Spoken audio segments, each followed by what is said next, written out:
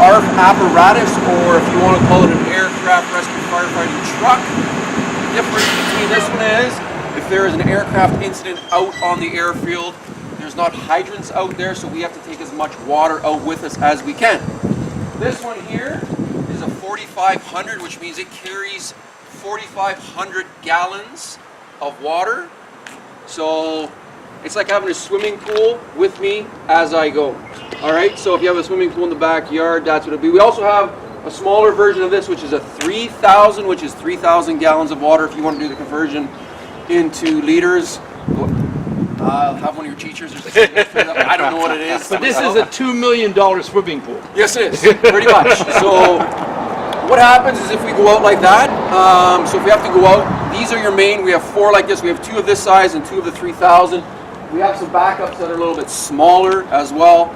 We also have an engine which has water, 1,000 gallons, and then we have an aerial which has a big ladder on the top. So if we have to access using that to get into an aircraft or onto a wing or help people get off that way. And then we have what's called a rescue, which is like a big toolbox, which has all our heavy hydraulics for car accidents. Also on an aircraft, if we have to cut people out or cut parts of the aircraft open to get into, not just for people. What if it's a cargo airplane and we have to cut into underneath to get in to put out a fire that way? That's another option as well. So we have really 4 different types of apparatus right now: the ARF vehicles, engine, rescue, and the aerial. So those are the 4. We have 3 halls. You guys are at headquarters. This is station 1. We are at the south end of the airport.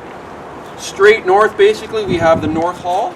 How many calls we do in a year? We average about 15 a day on average.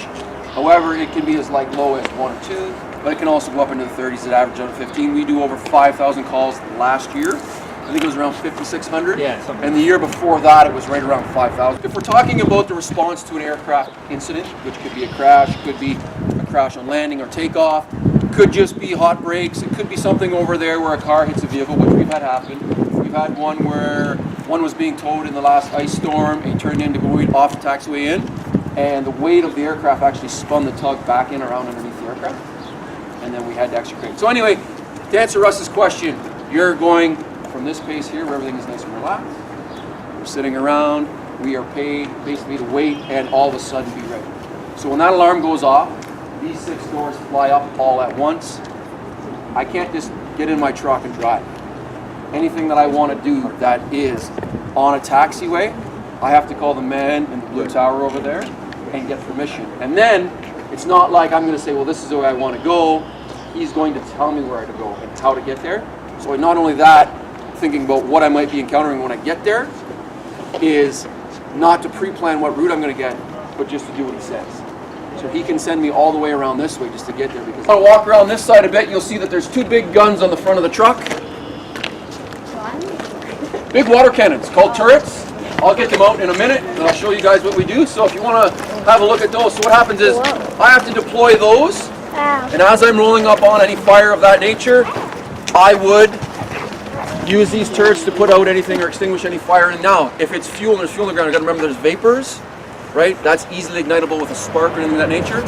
So I can also shoot foam mixed with the water here, which creates a nice big, like a bubble bath. That sits on the vapors, suppresses the vapors from igniting. I can empty this 4,500 gallons of water in under 3 minutes. So for us, when we get out there and it is crazy and it's hairy, it's not to just get on the trigger and go, and in 3 minutes I am out.